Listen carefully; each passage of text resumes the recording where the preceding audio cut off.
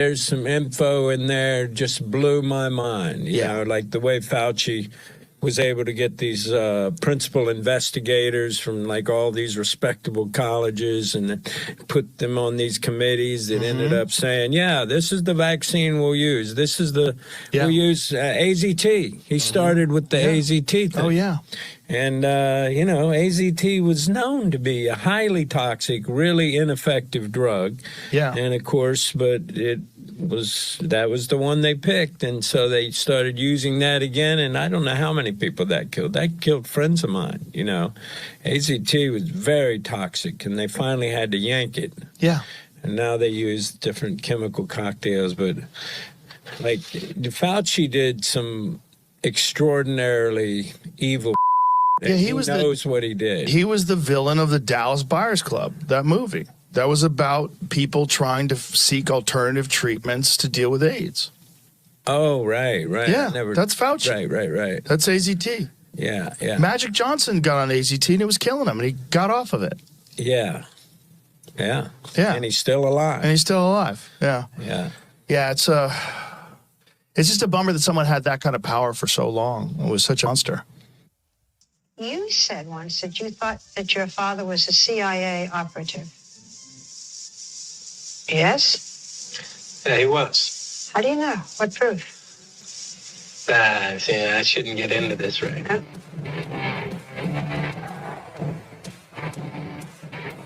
All right.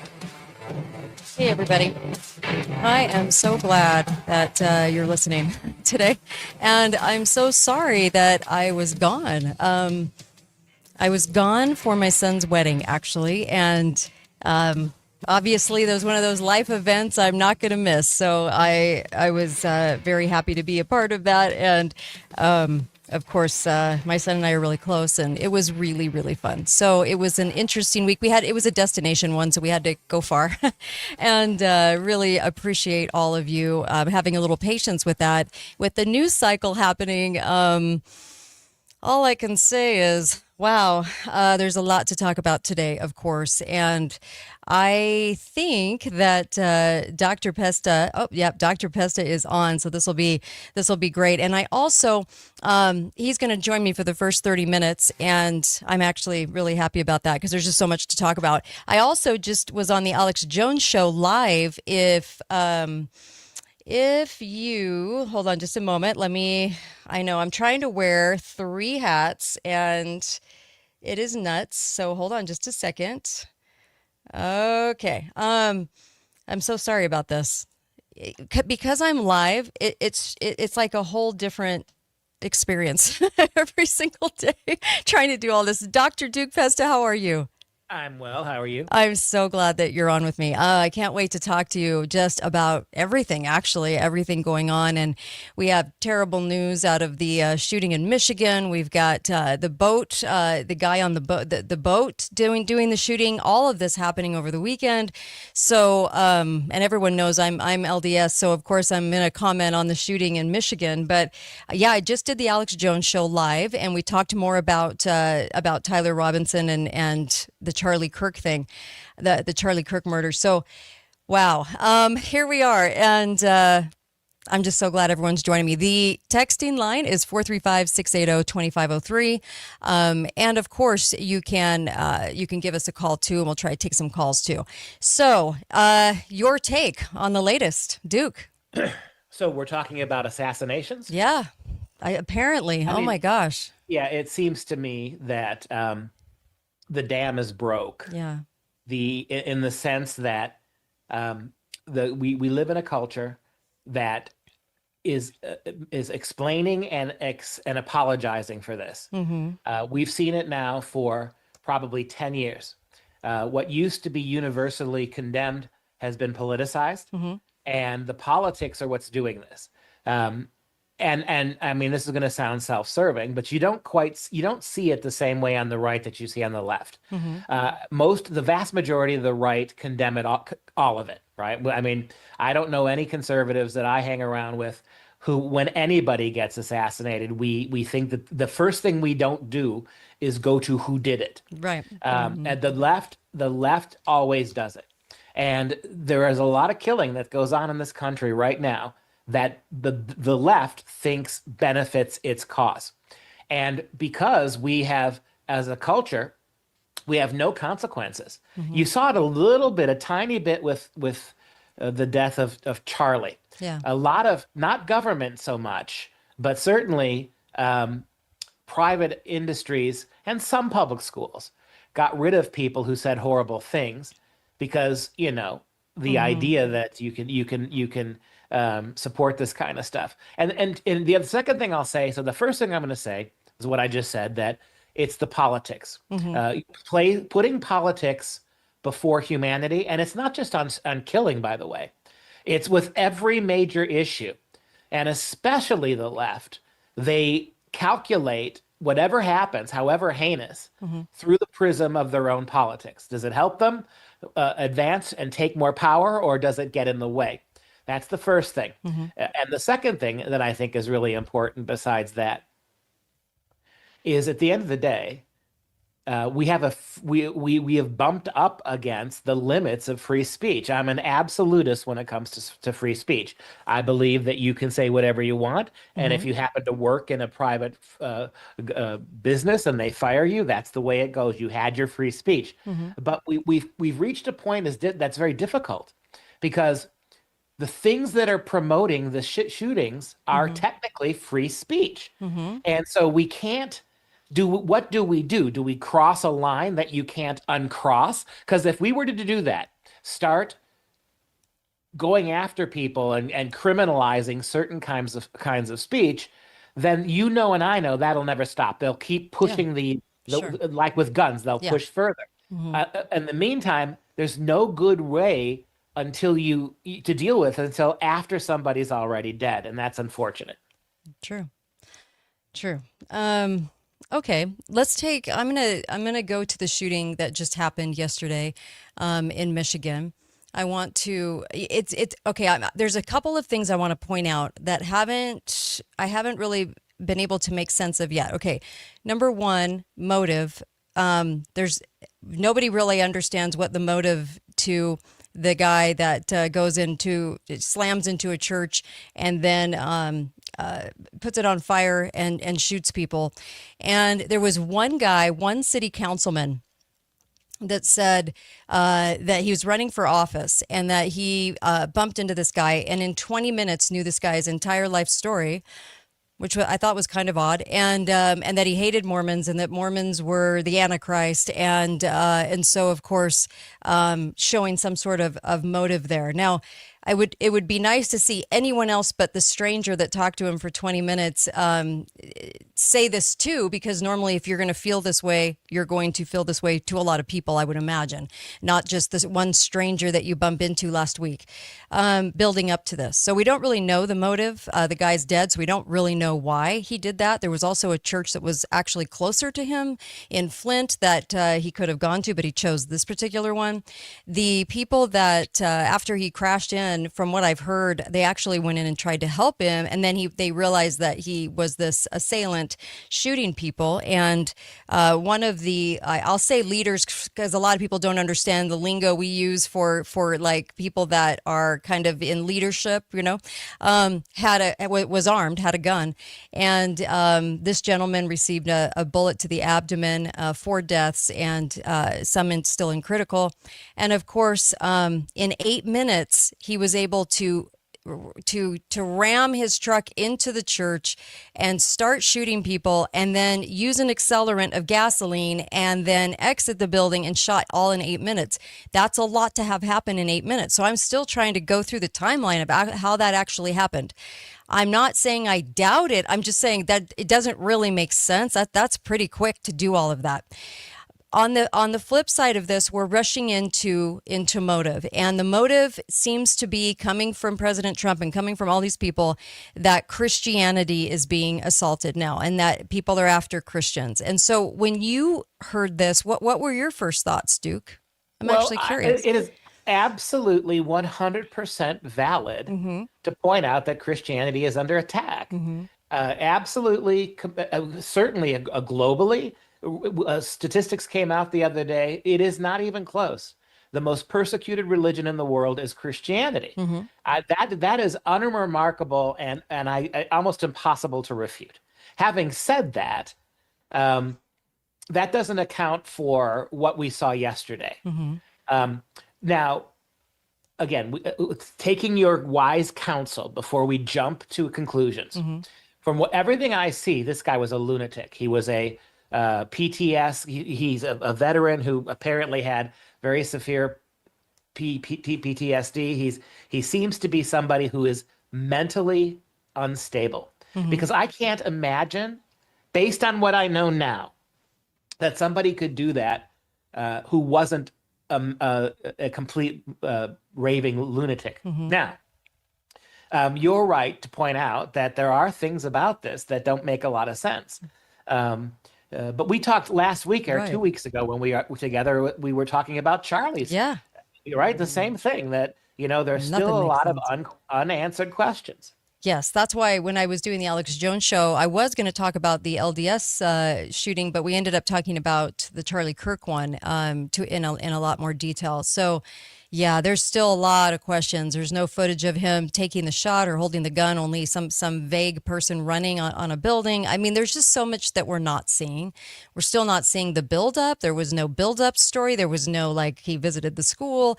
I mean, when things don't make sense, they don't make sense. And we have to try to make sense of that, because it should have an element of common sense to it, especially motive. And I was looking at the boat one too, the boat one in North Carolina. What kind of motive? I mean, there was no motive. It was just really random. I mean, it's very weird what's happening right now. Well, in North Carolina, apparently that shooter had some fights, notable fights, with some of the people on that marina, and apparently at one point they called the cops on him. So at least there's something that you can point to. But let me ask you, because I think this is really interesting for the whole country. The question is, how much persecution do Mormons, church, the LD, you would know, I don't. How is your church persecuted? I know, and and I think most of us know, that many Christians don't consider Mormonism to be legitimate. I'm not one of those people, but that ugliness exists. But I don't remember going back over the last 30 years where Mormons were being singled out and persecuted this way. You know more? Are there statistics? Are there certain numbers of LDS churches that are vandalized every year? No. Are they a targeted group? Not really. I remember a case of a guy going in and shooting a member of a bishopric, which is like leadership. Like 15 years ago. I remember it was all over the news. I think it was in California. Things like this happen at every church. We've been in the news a lot more. We've had our fair share. I mean, from Chad Daybell to Mitt Romney, who I can't stand, to Harry Reid, who I can't stand, to Ruby, who abused her kids. I mean, there's extremists in every religion. There's extremists in my own. We don't have a whole lot of stuff happening to us, but it seems that we're in the news a lot more. And I even predicted that there would be false flags in Utah, because Utah was sort of this hotbed for liberals disguising themselves as conservatives. And our governor is certainly one of those. And liar, he's such a liar, and he's pathetic. And so I could see him trying to, gussy on up to the powers that be to get noticed, right? And so I think he'd actually be very welcoming to a false flag here. Is your governor a Mormon? He says he is. I was going to say he pretends to be. He says he is. Anyway, so there's a lot more on that. But look, do we have persecution? Yes. I mean, to a certain degree, not where it's rampant all the time. I mean, it's kind of funny. Trump has LDS people all throughout his cabinet. We have LDS people all throughout Charlie Kirk's team. All of these people speak very highly of LDS people. And I get that too. I am the only female Mormon syndicated talk show host, right? The only one in the world. And so I can tell you that people have a lot of questions about us, and there's a lot of misinformation about us. So a lot of people think they know what we do or know who we are or what we believe in. They really don't. So that part is huge. You know, the Bible mentions Christ like 1,500 times, right? In all of its forms, Messiah, Christ. Book of Mormon mentions him 3,900 times in a fourth of the pages, a third of the pages. So yeah, we believe in Christ. For anybody that still doesn't get that, we really do. And the thing is we are kind of the mysterious sort of, we get it out of mysteria, really, that sort of backlash, but it's not happening all the time. We've just been in the news more in this last segment of time, this little segment of time, than we have in a long time. So we're hitting the news a lot. Yeah, unfortunately. I used to live in Oklahoma. I was teaching at Oklahoma State University, and there were a lot of LDS kids in my classes, Right. and they were just very lovely people, very nice, but in the places that I've been, I mean, I've never met a non-Mormon Christian who felt that the Church of the LDS had to be attacked. I mean, there's never been in my scope people that were angry at them or felt that they were a threat somehow. So it's just puzzling to see it.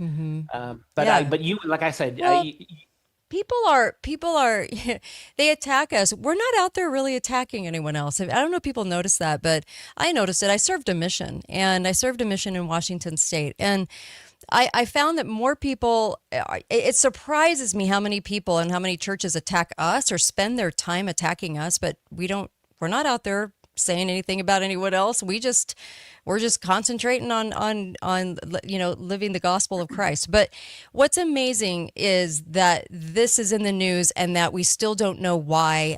There was no reason for him to do this. And like I said, it was mentioned to one city council member who's running for office.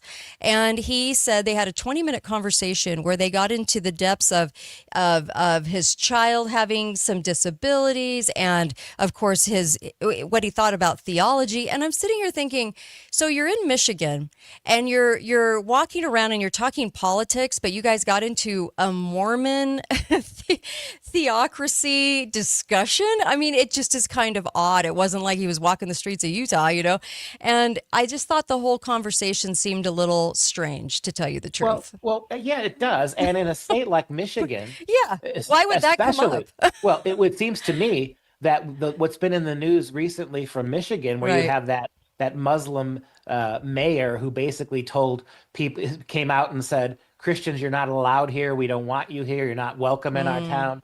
I mean, that was my first thought, actually. And so why, of all places, is this one lone, again, assuming he's a lunatic. It's just the weirdest thing in the world that in the middle of Michigan, of all places, with everything else in terms of religious intolerance taking place in that state, that's what you would, because here's the other thing. If it's a false flag, this is a pragmatic statement. It's not what I think, but if you wanted to get Christians really angry, you probably wouldn't pick the LDS to go after, right? No. I mean, it's not a it's not a huge constituency. It's not, and as we said, unfortunately, and I say this unfortunately, there are a lot of Christians who aren't Mormons who are very judgmental of Mormons. Yes. So if what you're trying to do is create some kind of Christian backlash, that doesn't make sense either. Right. No, you're right. You're right. It'd be like going after the Jehovah's Witnesses as a way of trying to get Christianity to do something stupid. Doesn't make sense. Yes. Now, so far there has been no mention that he was ever a member of the church, and I know that this one guy that he spoke to, I guess, that's the guy that's everywhere right now in interviews because he had 20 minutes with him. I guess spent 20 minutes with him. Said that he was involved, that the perpetrator was involved with a woman, and of course he didn't want to have to get rid of his tattoos to be part of the LDS culture. And I'm like, like, that's not a thing. You don't have to get rid of your tattoos. Does anybody remember the tattooed Mormon girl that had tattoos all over and she talked about it all the time? It's just not a thing. And so there were things there that I went, yeah, you don't know what you're talking about, because if you're a Mormon, you know that it's not going to keep you from anything. That's, yeah, preferential, maybe no tattoos, but it doesn't mean that it's going to stand in the way of anything. So some of the details of that story were very weird. And the thing is you're going on a suicide mission, right? And because this guy was definitely on a suicide mission. So I have to go back to the fact that we have these veterans that show up in these random situations with random shootings, and a lot of them die at the end, and we don't get to hear from them what the motive was or why or anything else. And I remember there were people that came back out of the Vietnam War, and they were trying to say to people, look, I've been a part of a program. I was part of a special project. I was part of a group, and they were drugging us, and they were doing all kinds of things to us. And it got swept under the rug. And there were several accounts of this. And I go back and I'm thinking, for something to be this random and this strange, what is at the heart of it? What is the purpose, right? And that I would say that the purpose would be, I would have to go here because you know me, I'm going to go there. If this was calculated and really performed, and he was the person that they got to do this somehow, some way. Okay, let's just say that for whatever I'm going to say next. Okay, let's just say that's the case.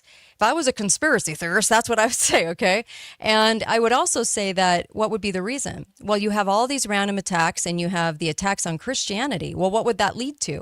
Would that lead to more Christians, more conservatives in favor of then doing some gun legislation that would take away some of the rights because of the mentally ill? Do you know what I mean? I would certainly think so. You're hitting him at the heart. We're trying to go to church and we could be shot randomly. Yeah, I mean, to me, there's only two answers. Yeah. Either he is a serious lunatic, and I was going to go right where you went before you did. Really? You did first, okay. In the sense that, yeah, with all the medicine, he must be doped up. I mean, if he had that kind of scarring from the war that he was in, if he was real, there's no telling what medicines and what kind of controlled substances he was on, number one. Mm-hmm. But there's only two answers to me. He is a lunatic. That makes sense because you're not looking for rationality. The LDS church became a scapegoat in his mind for all the problems in his life because of some acquaintance or maybe his girlfriend, whatever it is. Mm-hmm. That makes sense. The other thing is, if it's not that, then somebody is manipulating something to cause trouble. Yeah. And I think your argument is a solid one without any evidence at this time, right, as there is. And that is that the more of this, the more the left can hammer on getting rid of the Second Amendment. I mean, that's seems, and notice what you're seeing. You're getting the randomness of these killings now. Mm-hmm. Are there, and how they're it's certainly accelerating over the last 6 months. There seems to be something behind them. And you're right. What the big tragedy for us, mm-hmm, not necessarily obviously not for the people who lost loved ones, is that we never do get to hear from these people because in almost every case they end up dying. Yes. And here's another thing, something that I thought was interesting to go back to your point. Mm-hmm. So he had about 8 minutes to get all that carnage done. Yeah. And yet we're told that the police were there in 25 seconds. Yeah. Right? That was odd. We're told that within 25 seconds, mm-hmm, of being reported, mm-hmm, they were there. And so that's quite a discrepancy between 8 minutes and 25 seconds. You're right. Yeah. You're right. There's something very weird about that. And because I've never seen them on scene that fast. That's pretty darn fast. ATF was on scene pretty darn fast. So that was strange, and could it have been well coordinated by somebody else? It could have been, and that's why we should always be looking at the context of what's happening, because usually random shootings like this, where somebody just goes after a bunch of people he's not associated with or has no idea who they are, and for whatever reason there just isn't a lot of reason here, then I'm always going to second guess it and be very suspicious about it, because before before we had CIA op programs where they were doing a lot of mental health analysis on us, should I say, and doing a lot of experimentation on us, we didn't have these just complete random things happen like this, where somebody just wanted to go in and shoot up a school or shoot up some church or shoot up something. It did not happen. So when I say that, people could go, well, we have a mental health problem. Well, I know that's what they want us to say out there, is that we have a huge mental health problem. Why? Because we're going to take away our own guns. I think that's the expectation. I think they want us to, everybody out there, to say we have a mental health problem, so therefore we're willing to do whatever we can to solve it. I agree. They're already defining the left as being a Christian white man as a mental disorder, right? Yes. Look at what happened, how the left reacted to the revival, the funeral of Charlie in the stadium. They called it Christian nationalism. Yeah. They were warning us that, oh gosh, the 5 hours of Christian music, you know what that's all about, right? So your point is well taken. If they can convince us that the mental health crisis requires us to compromise our rights, whether they're gun rights or other rights, then they will keep pushing that, right? But here's another thing that doesn't make any sense to me. So you're going to burn down the church. So if you're going to burn down the church, why do you drive your car through the front door and then start shooting people if you're going to burn it down? I mean, it doesn't make sense, right? Wouldn't it make more sense to burn it down or set it on fire and then quietly sit in your car and as people come running out, shoot them? Because it doesn't. Why would you drive a car into the middle of the place that you were going to set ablaze? I mean, what are you going to do? Stand there in the flames and keep shooting people of doing what? I mean, there's no logic for the way he did what he did. And again, that could be craziness, right? Because I mean, here I am thinking, okay, if I'm going to play this game, either you shoot them or you set the church on fire. And if you succeed in getting the church on fire, then you sit there, and when they come out, you want to kill you'll kill the ones that are in, and then you kill the ones who are fleeing. That seems to make, if what you just want is to kill people. But it doesn't make any sense to drive through it, because it also triggered that, right? Yeah. If they had lit it on fire to the degree that they could have, then and not driven in, then it would have taken more time. So You're none right. of that Good seems analysis. to make any sense. Yeah, good analysis. I'm glad that we're kind of thinking this out, because you're right. It makes zero sense. So if he were delivering an accelerant around, people would have smelled it, number one. So he would have had to have done it after he crashed into the church. And then he would have had time to shoot 2 people, right? At least. And then go back to his truck where all of this building material has caved in on it. He has to go back to the truck to get the accelerant, because you can't have a gun and accelerant. I mean, how would you do that? So then he goes back, he gets the accelerant, he runs around the building without anyone stopping him. And by the way, people, there was at least one that we know was armed. And then you walk outside. So this was a suicide mission, because then you walk outside knowing that your cops are going to be out there and you're going to get murdered. So you're right. One or the other, but both, and that this can just happen anywhere. And I think that's the takeaways. They want you to think that it's going to happen anywhere. So we better take care of business now. We better get something done. And like I said, 2-3 weeks ago, they had that bill. The DOJ was representing the new take the tranny bill, gun rights away bill, because of mental health, because they're going to declare it as such, as a problem, right? As like a disability. And when they do that, then we have a problem, because we're next, but we just don't see it. We don't see that part. It is a disability, but having said that, yes, your point is right. Once they get it, then they get to define what mental health is. Yes. And it's not going to stop with tranny anything, right? Right. It's going to be, again, tell me this is not one thing we haven't mentioned yet. How about this? If you've got a cabal out there, certainly this is an excuse to ban veterans, once they come back to our shores, to having guns. That's another one, right? The last thing I would imagine, if you want to overthrow the country, you would want to get rid of guns, number one, but you would especially want to get guns from the people who know what combat is. Yeah. And so what we see now with these soldiers is that on the one hand, it's an indictment of the VA, which we all know is crappy. But on the other side, from the perspective of the left, the worse they make returning soldiers seem, the more likely, as with the transgenders, right? What's the difference between a transgender person's mental illness and what happens to somebody who was in combat? Again, we keep hearing how he had the PTSD, right?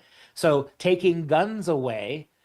So Trump proposed taking them away from the trans community. And I think I'm 100% sure, Kate, 100% sure that Trump was trolling him. Trump knew he couldn't do it, but he trolls everybody. If every time somebody gets shot, you immediately on the left go for the gotta get rid of the guns, then Trump said, okay, then let's start with the trans people who are killing people. I think that was a troll. I really do.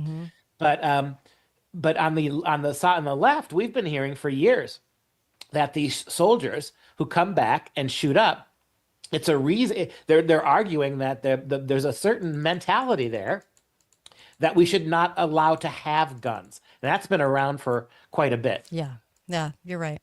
You're right. There are some things that are going on too that are not getting talked about. And number one, and I wanted to get your take on this too, because it's that important, is that quietly, while all of this is happening, I was checking the federal registry, and this was kind of an interesting one. So this was actually dated for today, even though they had put this out, I think on Friday or Saturday.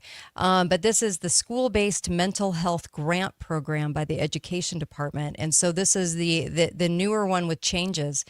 And in this, what it's basically doing, for me to kind of summarize, is that they're broadening the idea of what a school psychologist, like what that has to look like as far as licensing goes. And they're broadening that because we're so desperate, quote unquote, that we have to do desperate measures, quote unquote. So we have to accept people that are really not licensed, but could be, I guess. I'm not quite sure. But they're also targeting rural areas. And then, of course, they're targeting it to as early as kindergarten. And that these actually start in October. And most people don't realize that. These programs that they're just barely announcing are starting in October. So this is going to go full throttle in the schools, and they're going to be doing more, like they said, intensive, using their word, intensive therapies and intensive diagnosis and of mental health going all the way to kindergarten. Well, this goes back to you and I when we first started doing the show together with Common Core. Common Core, as you and I have documented for years, it is not an educational platform. It was a sociological one. So they wanted to tie public schools with healthcare. They wanted kids to get their dentistry and their doctoring, not from the local doctor, but from the school. And what people don't realize is that the Common Core is now been morphed into social emotional learning. Yeah. Social emotional learning. And when you hear the phrase social emotional learning, where do you hear math, reading, or science? What we're talking about is your children's emotional development and their sociological belonging is what public school is all about. The public schools have been turned into a petri dish to incubate progressive, materialist atheists who are socialists and globalists. And so the public schools refuse to give your kids a serious academic education, but they are tinkering with and testing and psychologically evaluating and counseling and bullying your kids into become a very specific kind of progressive. No, you're right. You're right. And they're calling it, they had a word for it. What was it? It was I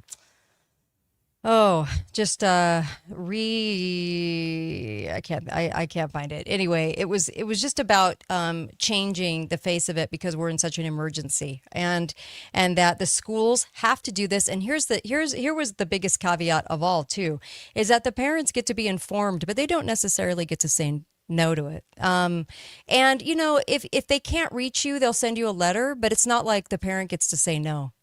But you know what? They're not even, when it comes to the trans stuff and stuff, they're not even by law in some states. Yeah, you you're can't right. tell the California. parents. And when it comes to pronouns, and that's nationwide. I guarantee you that 80% of the public schools will hide from you when your kids, when the public school teachers convince kids that they're queer or they're trans when they're 7 or 8 or 11 years old. That's coming directly in the classroom, and the word is appropriate. They are grooming these kids, and the last thing they're going to do is tell you. Absolutely. And well, look at school boards. Yeah. Every time parents show up to school boards, what happens? They are mandated, the school boards, to listen to you. You get your 2 minutes or whatever it is, and they never say a word. No, you're right. Legally, they will not even respond to you. So you get to talk at your school board meetings, but you will never have a conversation with them. And you can accuse them of all kinds of true things that they've done to your kid, and they're just going to look at you until your time's up, and then they're going to buzz you out. And if you keep talking, they're going to have the police drag you out. Yeah. Yeah.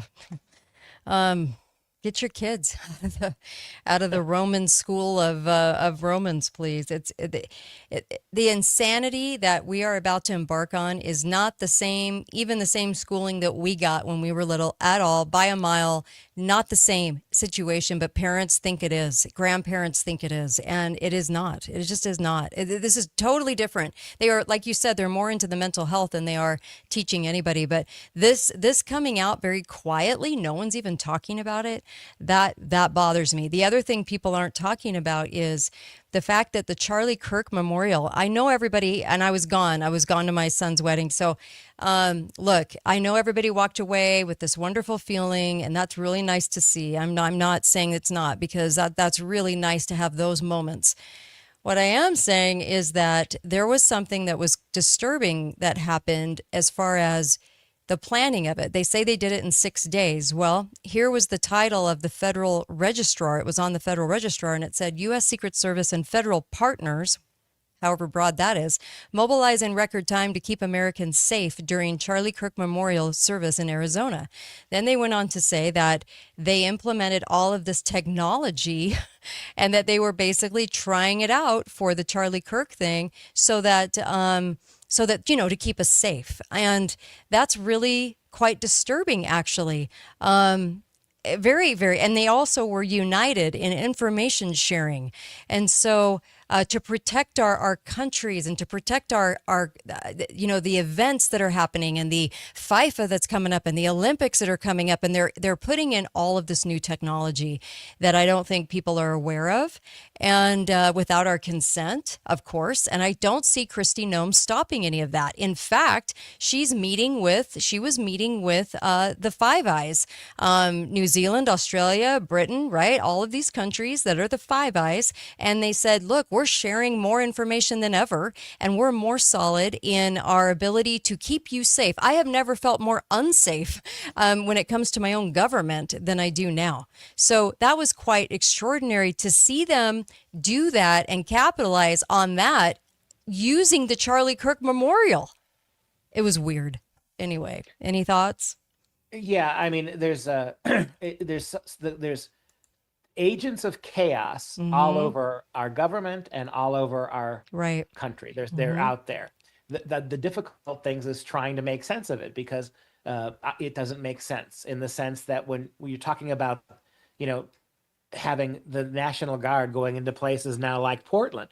So you see, on the one hand, for what? How many years now has Portland Antifa been attacking the ICE building in Portland, right? It's been going on for a decade. And so what do? For 10 years, we've ignored it.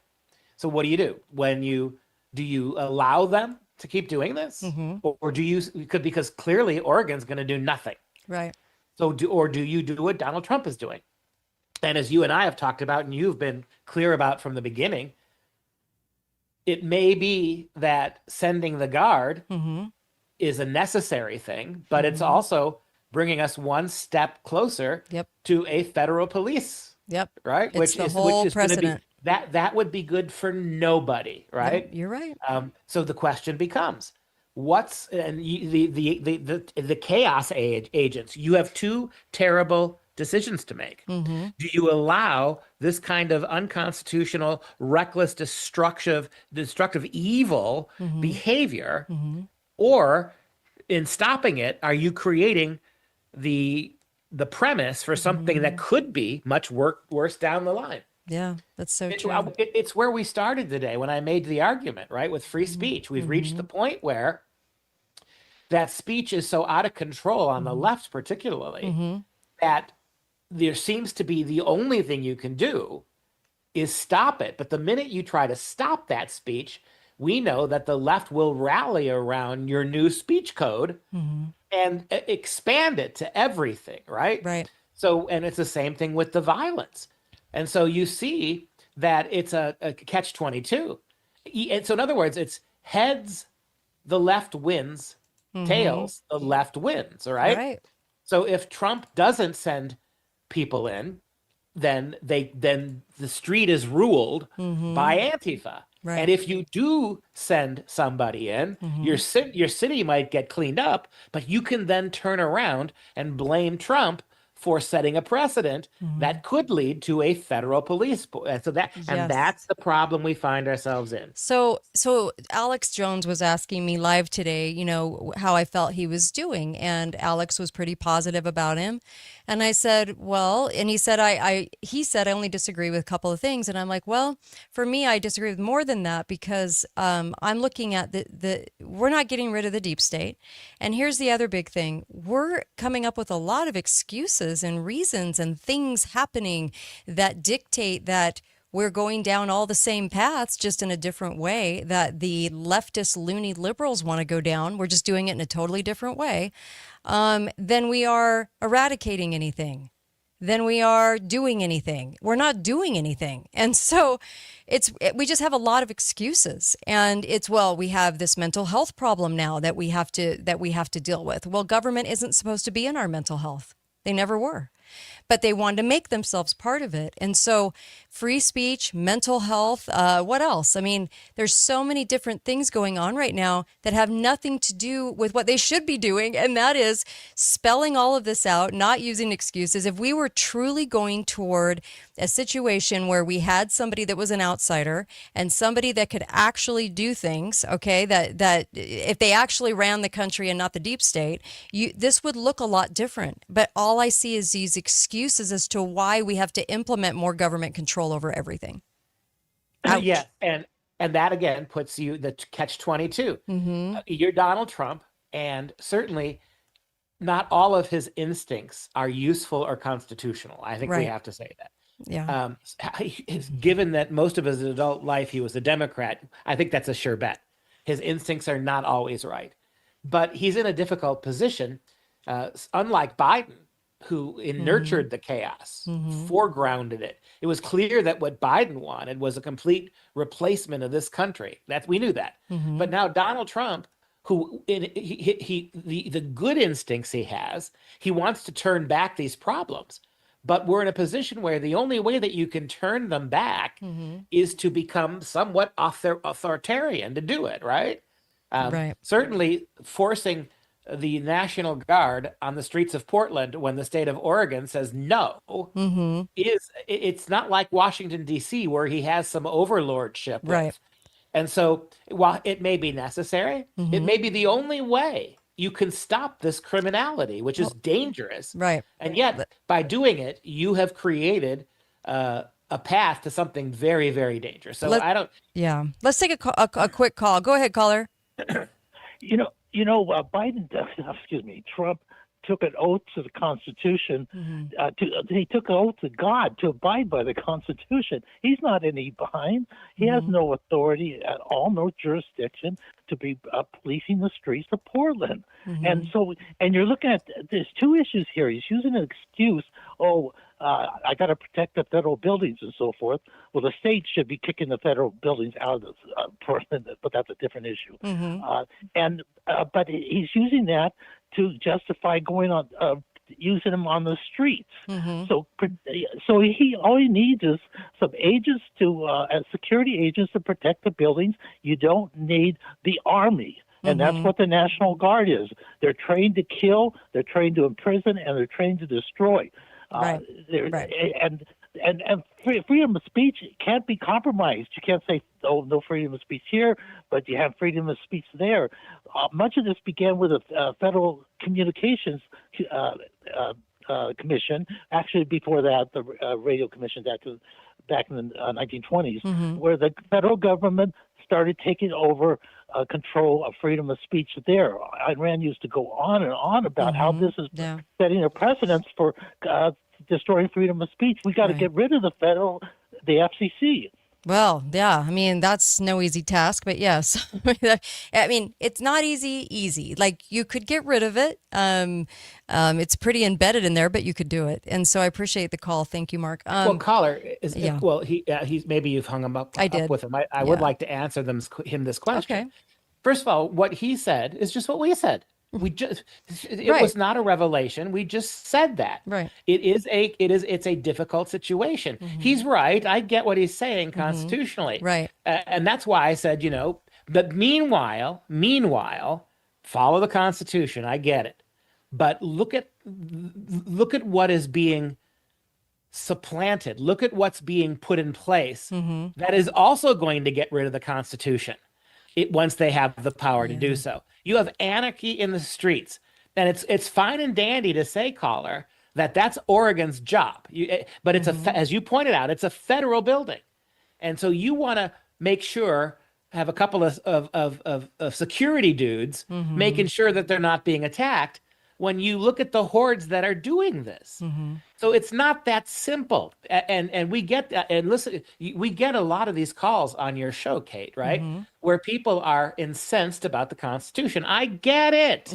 But the left has figured out a way around this. Yeah. And so but right before you put that collar on, I said specifically, what Donald Trump is doing is opening up to something much worse. But what do you do about the anarchy? What do you do about the growing hordes? What do you do about the lawlessness and unconstitutionality that's going on from state to state to state? I mean, do you just ignore it because this and that state won't do it? Probably, I guess the answer is certainly the implication of the caller is yeah. If Portland wants to burn down, do it. But the problem is that doesn't end in Portland. Right. Or Los Angeles, or Washington, D.C. Yeah, let's take another call. Hi, caller. Go right ahead. Hey, Duke. Hi. You heard earlier. I heard you say earlier that you're talking about Portland, and we're heading for a federalized police force.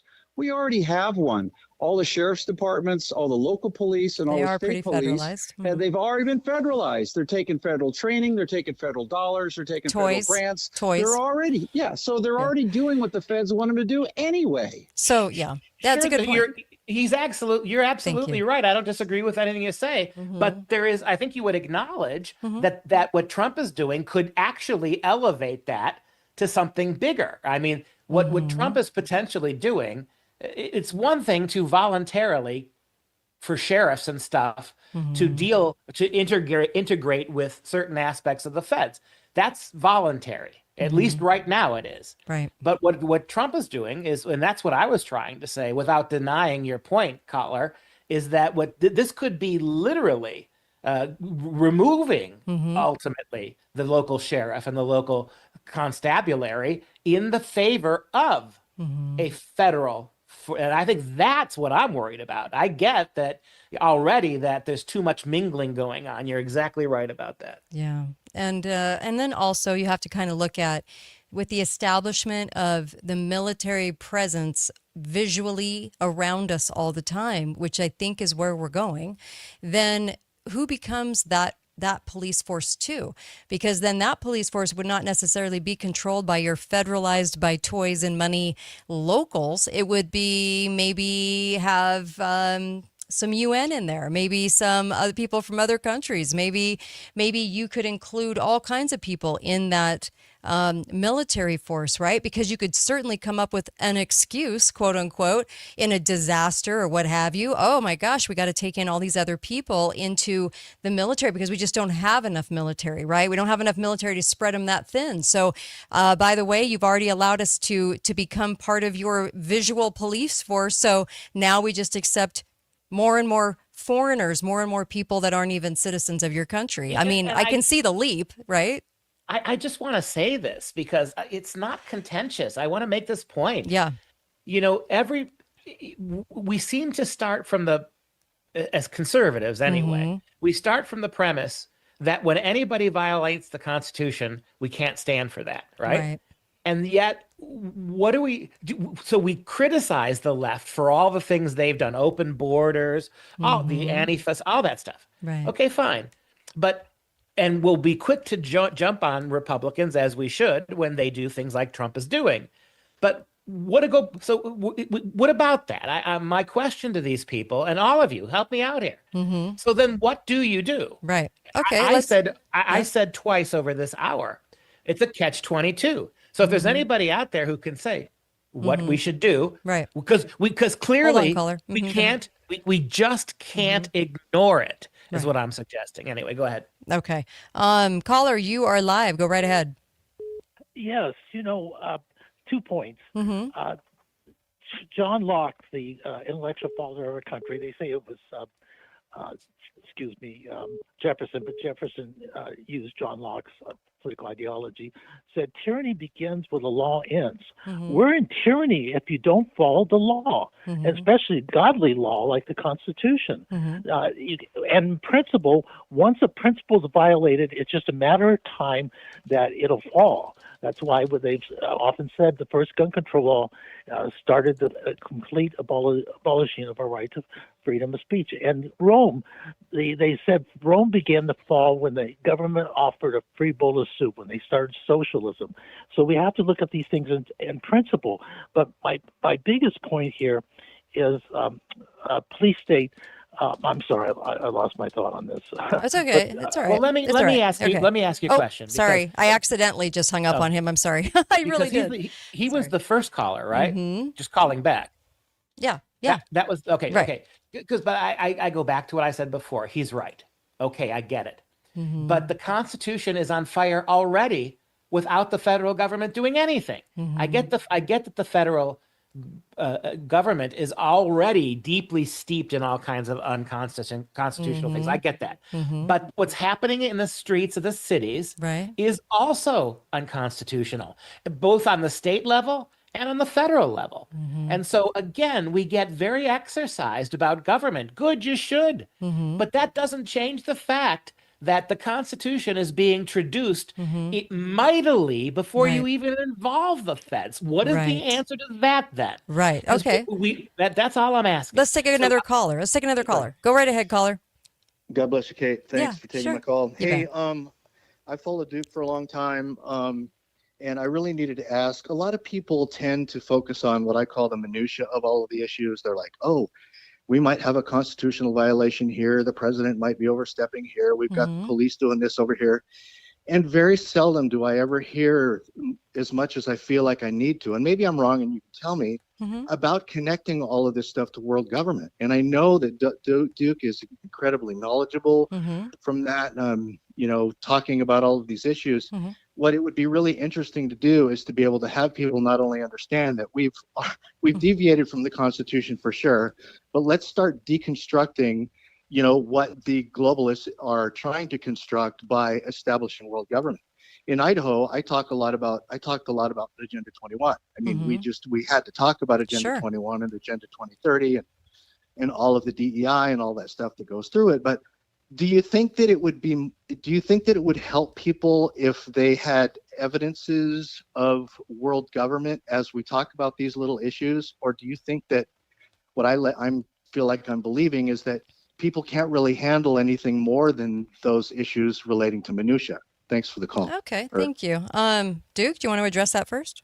Thank you. That was very articulate. Yeah. I think if you've listened to me and Kate over the years, yeah, I think we all agree that much of this chaos is in the service of global one government. I think that's exactly true. And I think you're also right, caller, that a lot of people shut down because they can't process that. That doesn't mean we don't have to talk to them about it, but it's true. But if you think about the show we've had today, I think we were kind of talking about this without mentioning it. Maybe we should have been more specific. The only thing that makes sense for a lot of this stuff, it's either radical lunacy or it is a big global conspiracy. Now, to take what the caller said, if you want to look at it for what we've been talking about at the church in Michigan, the shooting in North Carolina, all of this. I mean, if you approach it from the the cui bono, right? Who benefits? Right. Well, chaos, whether it's coming from the right or the left, or a war between the unconstitutionality of the left, followed up by the unconstitutionality of the right. Who benefits from that? The globalist elites do. Abso-freaking-lutely. Yep. Hi, caller. Go right ahead. Oh, and by the way, the Constitution is really the only thing hanging in the way for us to become a region like the EU. But okay, caller, go right ahead. Yeah, Kate, can you hear me? I can. Yeah, go right ahead. Very good. I spoke with you last time about the Rents video and the man in the brown plaid shirt. I heard you today on Alex Jones. I wish somebody would ask him. He's got the big conspiracy microphone there. He's yet to even address it, good, bad, or ugly, on the man in the brown plaid shirt. I told you last week, this is perhaps the crown jewel of the Jeff Rentz career, with this video and his follow-up still shots and videos of this obvious man. At least we know for sure he was toting a Chicago palm pistol. And the fact there's been very little focus on him. Two besides Rentz that I know of. And that, of course, is Paul Craig Roberts, but he's retired, the former Reagan official. Yeah, I've had him on. And then, and then there's the Toronto, Canada guy, Henry Macow. That's pretty I had big. him on. I know you've had them all on, but there needs to be an alliance here because not only are the officials like Cox here in Utah and Patel not even addressing this. They're not even. They don't want it brought out because it's so obvious that Rentz has Has your guest seen the Rentz video? I don't know. Yes, I have. You have. What are your thoughts on the man in the brown plaid shirt? My broader answer to that is that I think you're exactly right. That the questions you're bringing up, no one wants to talk about, and I'll expand that just a tiny bit. What really drives me nuts is how the federal government, whether it is the Republican or Democrat, will not release the manifestos, will not share with us. What do we know about Ruth? What do we know about Crook, the guy who tried to off Trump? We know nothing about these people. It took us almost 3 years to get the manifesto of the trans shooter of those kids. I forget what city that was in, but the woman in Nashville, I think it was. So the thing that is reinforcing everything you say, caller, and everybody who's got a conspiracy. It's not a conspiracy. They're not telling us what these people thought and believed and wrote. They're holding it from us. They're hiding it. I mean, people get so exercised about Epstein. But at least we know more about Epstein than we do than any other people who are actually shooting people. Well, we certainly don't hear about it after the fact. And you haven't heard a word about that, right? And that's usually how it goes. So kind of interesting. You've had Rentz on before, Kate. Maybe you could bring Jeff or have one of his people like Val Venus to explain this to the audience. Okay, I will. Thank you. I'll reach out to him for sure. I've got his number, so I will definitely reach out and text him. And, you don't hear much, only in, I hate to say this, but how many of you guys have noticed how many and only the national stories do people actually have manifestos or engravings in the bullets to showcase their a political ideology. I mean, to me, it's so much fakery, and it's the Fed stamp is all over it because I think it's bogus. They do it to try to establish a motive to sell as a narrative, in my view. But well, we do have their computers, we do have their cell phones. Things can be easily placed there, though, Duke. You know no, that. I know. What I'm saying is that they have all kinds of information on these people, and we know none of it. Well, I think we know what they want us to know is my point. I think so there was a Babylon Bee, and I thought they nailed it, and it said new enlarged bullet casing to hold more leftist ideology when somebody shoots somebody. I mean, it's that ridiculous, right? And I just there's so many elements about the Charlie Kirk murder that I think ludicrous to believe. I don't believe it. I've had friends get mad at me because I don't believe it. And I don't know what to say to them. I'm like, the government has lied to us over and over and over again. And we've said on the show, this is a false flag. That's a false flag. After Vegas, when I was down there picking up my daughter from the airport and that whole thing went down and I was stuck on the freeway forever, watching the helicopters, watching everything and listening to the police tapes and stuff, I said it was a false flag. This is a total false flag. And people were mad. They were angry at me. I got backlash like you would not believe. And then now several years later, right now we're looking back going, yeah, that was a false flag because of everything that came out. Oklahoma City. Oh my gosh. Keep going back. It's the same thing. It's crazy. Waco. It is crazy. You know, I actually went through a lot of research and we only had one event of a guy that was in the military in 1949. And it was after the establishment of the spook that he went and he hunted down some people in his neighborhood, right? Killed a whole bunch of people in his neighborhood. Said he was PTSD and schizophrenic and everything else. And then since the time of the CIA Operation Behavioral Management programs, because it was never about foreign anything, I don't believe. I think it was all about behavior management. Then we had the lone gunman.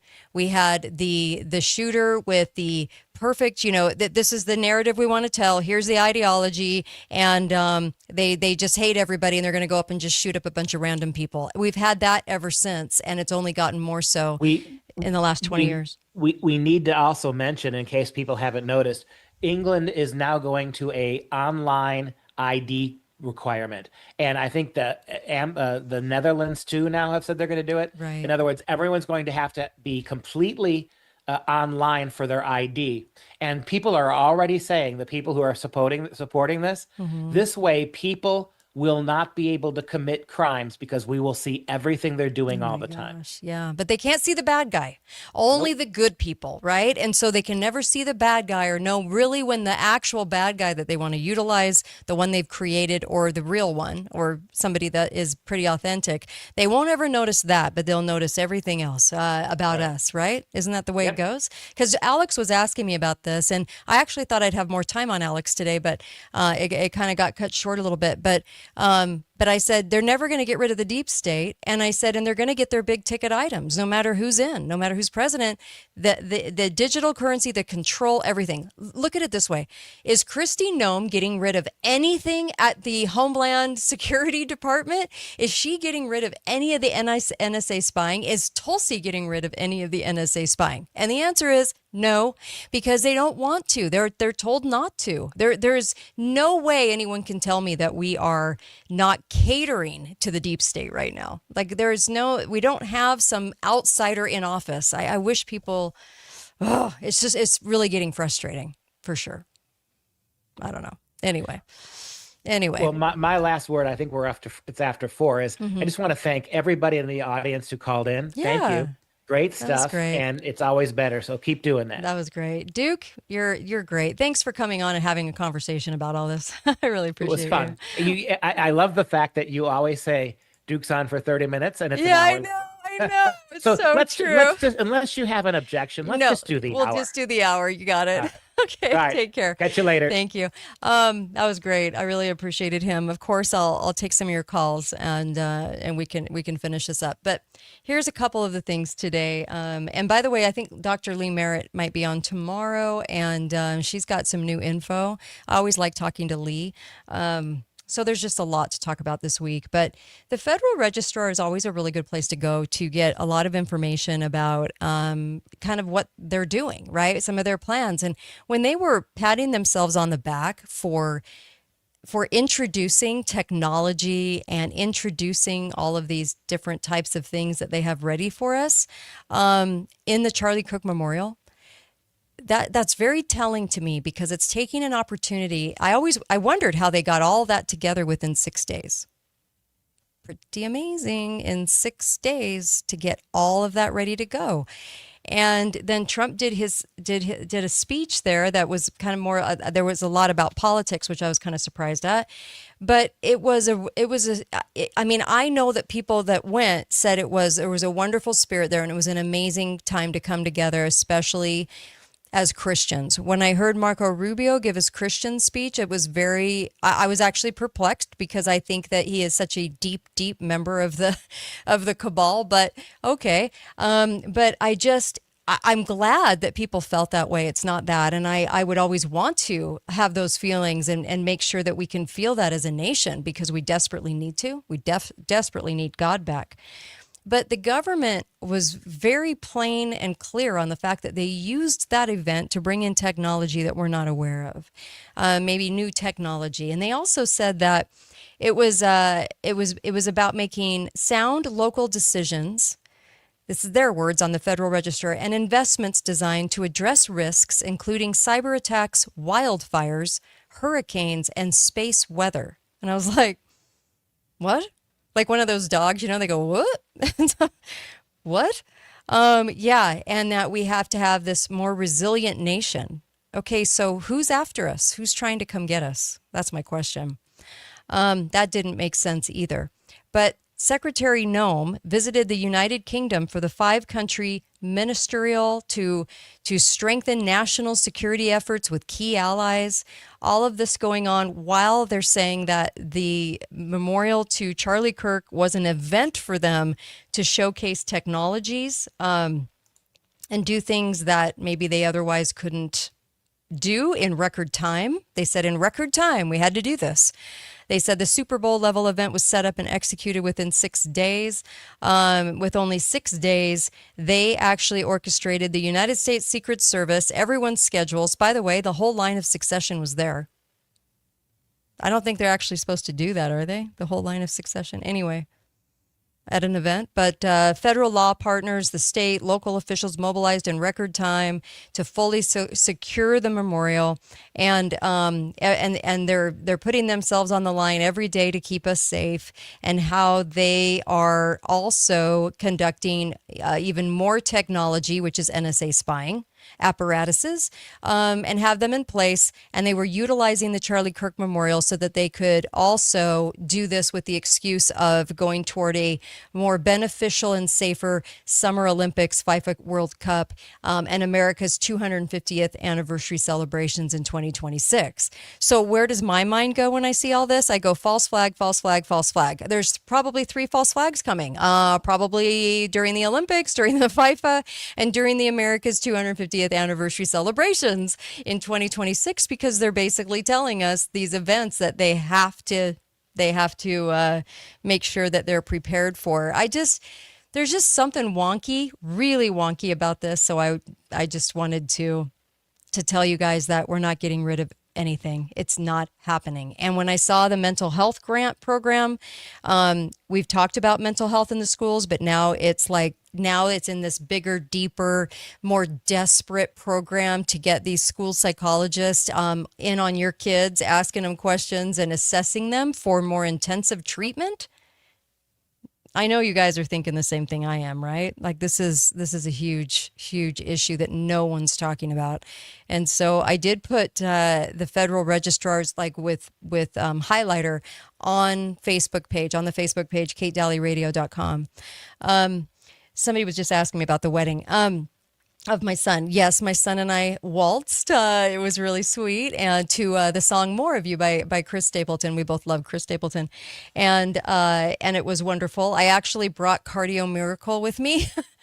And I'm telling you, I didn't get sick, and I also felt great the whole time I was there after traveling a lot. Because my flight actually all of our flights got canceled because of the whole thing in Dallas, whatever that was, where they canceled 700 flights, and so we had to kind of retool the whole trip. But let me tell you, it was Cardio Miracle that actually really helped me during the very stressful week, and I didn't get sick at all, and usually I'm pretty affected by allergies and all kinds of things. Not at all. So I don't know what's in that. But after talking to Judy Mikovits, I was like, wow, I didn't realize it was that powerful. So she is taking it all the time. She absolutely loves that. And as she went through the ingredient list. So you guys can try it out. Just try it for like 30 days. It's right on my website, katedalleyradio.com. Also, All Family Pharmacy, .com/Kate, just like Cardio Miracles, cardiomiracle.com/Kate. Same thing with All Family Pharmacy. They've got some big deals going on right now. Go check it out, because as we go into this season, right, where everyone kind of gets ill and has a billion things going on, taking ivermectin would really help you right now. And if you want to do a parasite cleanse, do it with bendazole. Am I saying that right? Probably not. But right now is a good time to hit that, because you want to be able to have a stock of that at home. Okay. There's such an uneasiness right now. And I have really felt like, the things that are happening are targeted toward, this never happens, quote unquote, and things, we've got, random shootings and things that are really targeted toward, like, we can't even go to church kind of targeting right now. I say targeting because I would not be surprised. Now, it doesn't mean that that's true. It's just that I would not be surprised to understand that this could have been a situation where somebody was in a program that was geared to maybe have him carry out a shooting like this, okay? And there have been those instances where they're very random. So ex-military members with military training and highly decorated in a lot of cases, all of a sudden part of a random shooting where the people that know them go, that was odd, like I didn't expect that. There's something there that I have this like hunch about, but I can't say that is what's going on because I can't prove it, but it's just a hunch. Do you guys feel the same? You guys having that same kind of weird, like just sort of accepting everything that's going on? I don't know. So there's some things that don't seem right. And the ramping up of it is what's getting me. The ramping up of random attacks. And so to me, it almost has to be more coordinated because it doesn't make sense. Okay? It just doesn't make sense. And when it doesn't make sense, you ask more questions, right? So, because even my kids were asking me about why the sudden uptick, this huge uptick that's happening. And lo and behold, what do they want? They want conservatives to become a little bit more used to entertaining the idea of gun control for the right reason, right? Like for the right reason, we'll entertain gun control, especially with mental health, right? Because, that makes somebody just go off and shoot everybody. Well, it didn't used to. So part of me has to say, well, then is this more coordinated and designed? And, is the CIA at work with this? Are the feds at work with this? Because it's not like they haven't done it before. We've documented cases. So with documentation, with understanding how it's only come about really since the 60s, 70s, and even then very rare cases, but way more so in the 90s and forward, then we have to kind of go, well, is there something more to this? I think it's worthy of asking that question because I don't think people are. I think people just want to get on Facebook and they want to go, we have a mental health problem and we're going to solve it by doing XYZ, and we're entertaining it more. We're entertaining gun rights more, or the loss of gun rights more is what I think is going on. Okay. And so that's been on my mind a lot actually lately. So I think they want us to say there's a mental health crisis so that we can get people on board. Gun control they would never be on board for. And I think we're going to see more of it happen because of that. And I hope I'm not right. I really do. I hope I'm wrong. I hope I'm dead wrong on that. Okay. But it's just this weird feeling, this weird hunch. So with that, sad ending, look, to keep me on the air, and growing and making sure that, my sponsors, I have great sponsors to the show, and Cardio Miracle is a new sponsor to the show. I absolutely love them, and I asked them because I'm loving their product, you guys. I feel good every day, and with the amount of stress I've been under, that's a rarity, to tell you the truth. So, for a long time there, I wasn't feeling great every day. So it's fantastic. Take this product. It's fantastic. Try it out. So cardiomiracle.com/Kate, and go look at all the benefits. There's so many of them. And of course, hopefully Lee Merritt tomorrow. And then I hope you guys have a wonderful night tonight. And I'll take more calls tomorrow too. I really appreciate you guys.